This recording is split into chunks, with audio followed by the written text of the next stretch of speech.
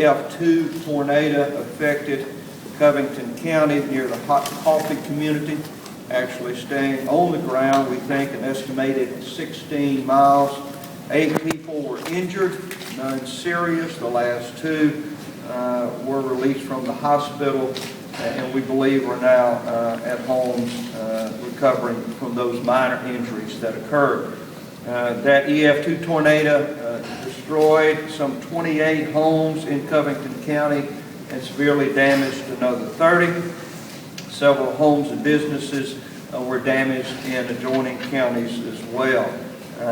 To aid in that response, I issued an emergency proclamation yesterday, on the 8th of April, as an administrative opportunity for us to move resources that may be necessary to assist in the local response forward to those 12 counties that were included in the emergency proclamation. That proclamation could be expanded to additional counties if necessary.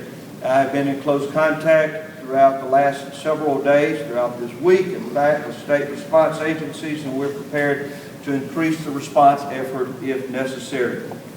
Several rivers, as we know, have flooded and may continue to rise until they crest within the next few days.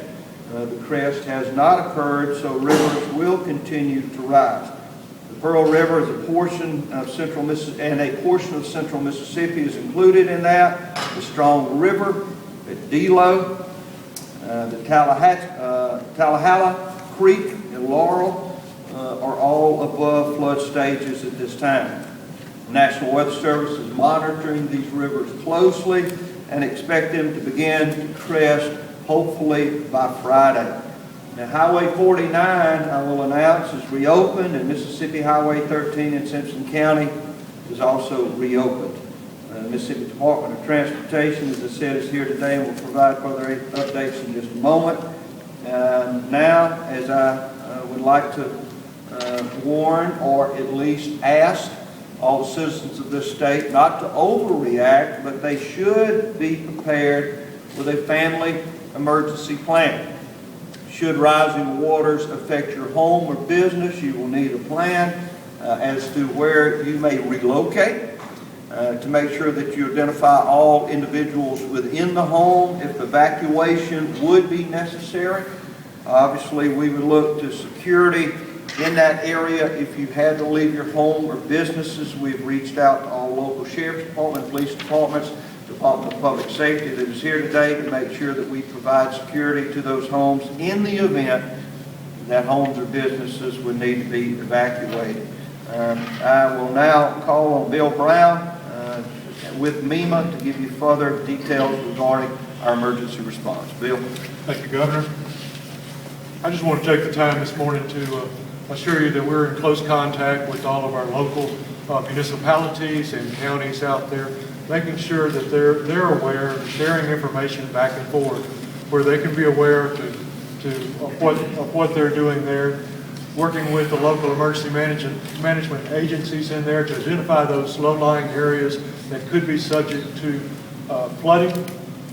And at the state level, of course, the State Emergency Operations Center is fully operational 24 hours a day with selected emergency support functions in the EOC to help us, like our transportation and our health and things like that.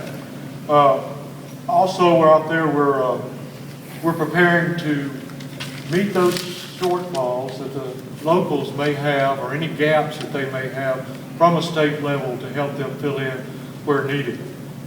We've contacted all of our volunteer and faith-based agencies out there to help with different aspects of either recovering from the tornado that was earlier this week, or ongoing flooding throughout the different areas of the state that we have, and they're responding quite handily with us across the entire state.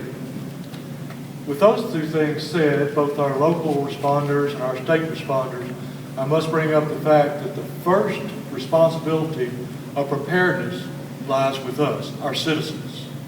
The first responsibility of preparedness lies with each individual, each family, and each community. For us, ideally, for us to have a prepared citizens out there means that the local and the state won't have to respond. Because usually that's what we're doing. We're responding after something happens. To be prepared means they're going to take care of things before it happens. So we urge our communities, our citizens, to check on their neighbors, the elderly in their community, to make sure that those that need help, they're there to help them, to monitor the situation, the flood situation throughout their area and how it applies to them. And this just doesn't mean if it's going to affect their residents. It also means that they're going to be able to get in and get out of their residence. Have a plan, like the governor said, to know exactly what you're going to need, a kit at home to have extra supplies that you may need, and have your documents already in a place that if you do need to leave, you carry those documents that you would need with you out there, your birth certificates and things like that. I'm going to reiterate something that the governor said because it needs reiterating. Don't go in floodwaters. You don't know what's there. You don't know what kind of chemicals or hazardous materials those floodwaters have picked up. So the best thing to do is like I say, turn around, don't drown. Don't go in floodwaters. Don't allow your children to play in floodwaters. We will be updating our links throughout the state along with MEMA and some of their links. So we're going to be using both news releases to the public, social media sources like the MEMA Facebook site and Twitter sites. But if you need it, and should you not be able to get the information you need, I'm going to give you out the 1-800 number to MEMA that you can call us direct. And that number is 1-866-519-6362. That's 866-519-6362. I will be around after the briefing for questions, but right now I would like to call up the National Weather Service hydrologist, Marty Pope, who's going to update us a little bit on the flooding events. Okay, Marty? Well, we've just experienced a very significant rain event. We had plenty of rainfall, 7 to 8 inches, possibly going as high as 10 inches across from Vicksburg, across south to the metro area, across to the Meridian area, and also going up the Big Black River. Good thing about that is the heaviest rain did not go up the main stem of the Pearl, but it did cause lots and lots of flash flooding in the Newton County area, south in Rankin County, over Hines, over towards the Vicksburg area, and even, like I said, up into Yazoo County. So that was big. But the flood issues also have been a very significant one as well. As you will point out on the next slide that we have here, right now we have moderate category. We have 15 places in the state that are actually at moderate flood stage. If you can see there, we've got 2 of them that actually have actually gone to major flood. In fact, the Strong River Zelo in Simpson County went to record flood, and much flooding has occurred along that area, and they've had a lot of impacts. And also, we went above major flood at Laurel, the Tallahassee Creek, and there were some issues there. But as you can see, we've had fairly significant rises, moderate flood stage at many locations in the city, in the state, and we'll go to the next one. As you can see, this one is of the metro area. We're looking at moderate flooding here in the Jackson area. We're looking at, this is the hydrograph at the top for the Jackson gauge there. It shows that we're going to be approaching 35.5 feet here in Jackson on the evening of the 11th.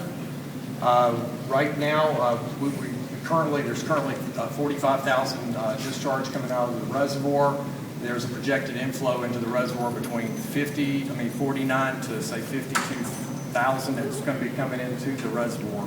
But as of now, we're looking at it staying pretty close to 25.5.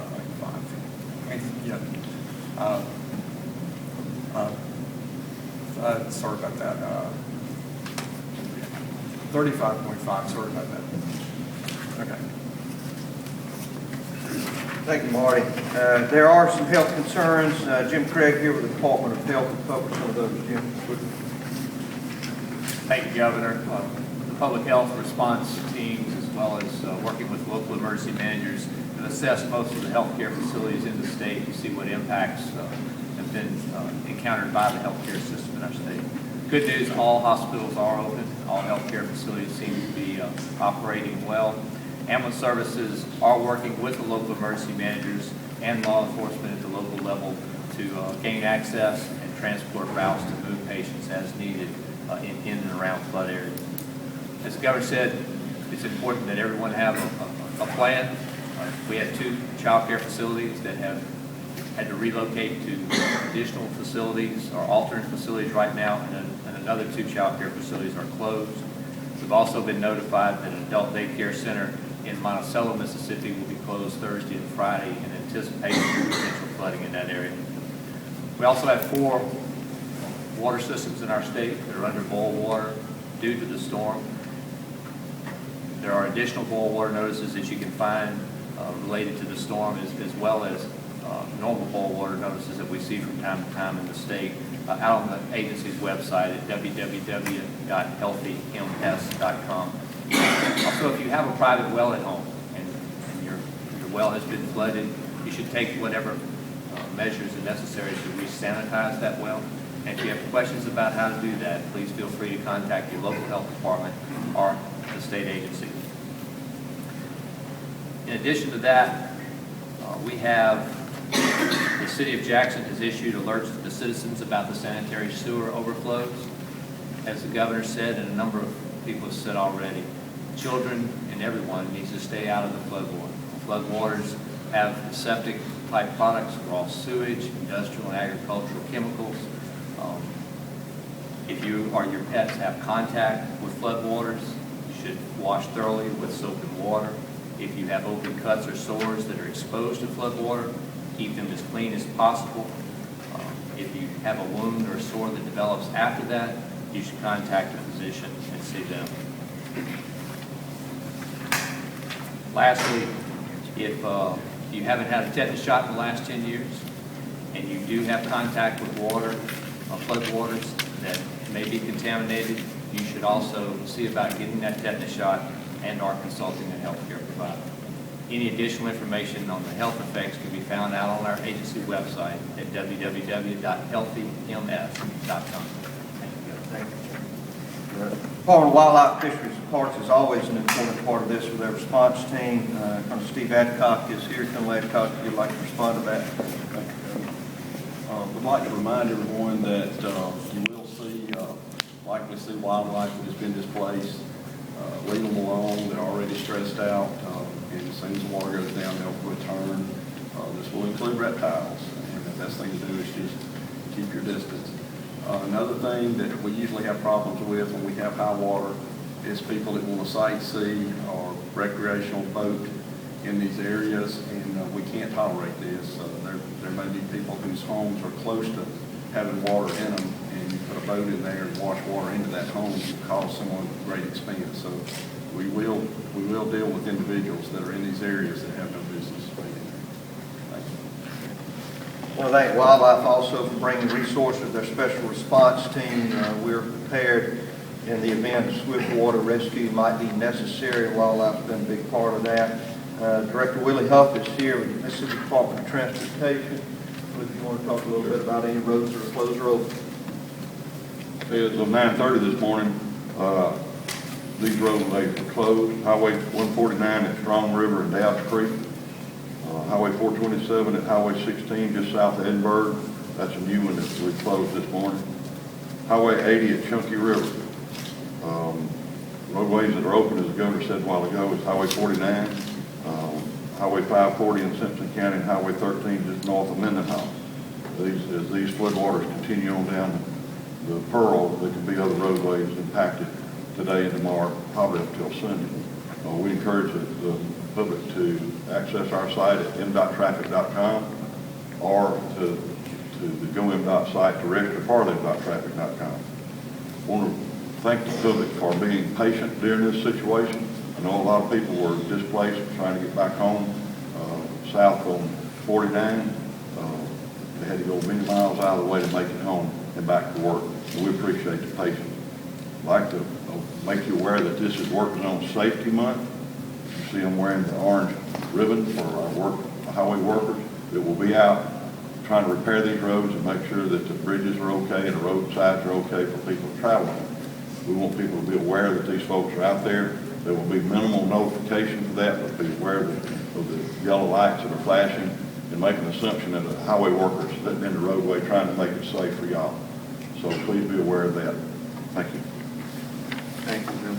I think the takeaway from today is it has been a challenging week of weather for all of us throughout the state, but the teams have responded well. The concern should not be over. The rivers have not crested. The exposure to floodwaters is still a reality. Obviously, the individuals in Covington County who lost their homes or were injured are still in a difficult situation as we reach out to them as well. But to let everyone know that, again, all of these agencies are working carefully together. The difference between 35.5 and 38 feet is dramatic. So we are very fortunate that the rain has stopped in the Pearl River Basin, and that we feel like with the assistance of the Pearl River Water Valley at the reservoir, we'll be able to maintain that 35.5 flood level on the Pearl and see no further damage. We'll take any questions you might have now. I didn't know if Marty could give us an indication of whether we're getting rid of enough water to avoid a flood event, or whether if we get more rain, whether we'll have a big problem on our hands. Marty, you want to? Yeah. That's right. Well, right now, with the rain coming in next week, the river's still going to remain very high, even if you evacuate enough out of the reservoir. It's still going to be very high, so it'll still be a big threat for a long time, because the river itself will stay up for a while, because they are basically trying to keep the discharge very steady, and as they keep the reservoir steady, the discharge is steady, the pool possibly will go up, but either way, below the reservoir, it's going to stay very high, and the inflows up above are going to stay pretty high on a lot of the rivers, even as of next Monday. Was the reservoir high already, or is it normally drained during this off season to prepare for the spring rains? Well, it was at their normal operating levels for this time of year. Is there any threat of water entering homes anywhere in Jackson or even downriver? As of what I understand from now, I see that there's going to be some areas in the High Tower area there that water will be in that particular area of the Jackson area. But as far as I understand at the levels we're going to be at, there should not be any water in homes. It'll just be water around the areas. There should not be impacting some of the roadways, and you can get further from the Emergency Management Agency people here. Marty, what's the latest thinking on the system coming in late Sunday, Monday in terms of additional rainfall? How much? Well, right now we're looking at 1 to 2. We'll probably have a better handle on that probably on Friday as we get a little closer in on it to get to see, because sometimes these systems have a tendency to change over time. And so right now they look progressive, but if it's less progressive like this last one, it sort of hangs in there, it could produce more. So we want to keep a good close eye on this early into next week. Right now it looks progressive, but they do evolve over time. Governor, I want to ask you just a little bit about declaring a state of emergency, and in this particular case, where that money might go. Well, of course, declaring a state of emergency allows state agencies, as I said earlier, to move manpower and resources forward, to be able, if we need to, turn to even federal resources that might be available. Fortunately, this incident did not rise to the level of a national disaster, but those counties that were declared an emergency existed in Chickasaw, Covington, Hines, Holmes, Jones, Kemper, Marion, Neshoba, Newton, Noxubee, Simpson, and Yazoo. So as you see, it was wide ranging. It would take a lot more to get federal assistance, as far as, we rephrase that, it would take a lot more damage before we could qualify for federal assistance. It would, but we always anticipate the possibility of that occurring, and our program of making sure that we plan for the worst and hope for the best has served us well so far. Is there any reason to think that with the flooding that could be coming in in the next couple of days that it could reach national level? I don't see that occurring, but weather is unpredictable. We thought, we were concerned that there would be more rain than did occur over the last 24 hours. We were very fortunate that the rain levels were low. As I said, moving to 38 feet on Pearl River would have involved a number of homes throughout the Jackson area and closing some roads. Just the difference between that 35.5 and 38, as I said earlier, was dramatic. So we were fortunate so far. We'll have to watch the weather patterns as we move into Sunday and Monday. What we're trying to do now is to make sure as the incident occurred, tragic incident in Yazoo County, the loss of a 9-year-old child, we're trying as best we can to warn the public as they see this water, as the temperatures began to increase as well, it is more likely that children will want to find their way into this floodwater. And we can't stress enough to stay away from this water. We have been fortunate it's not fortunate that there's just been one life that has been lost. This has been a dangerous pattern. And so we do not want any further loss of life or injuries that occur. And if we manage this situation, we can certainly protect our citizens. Thank you. Thank you.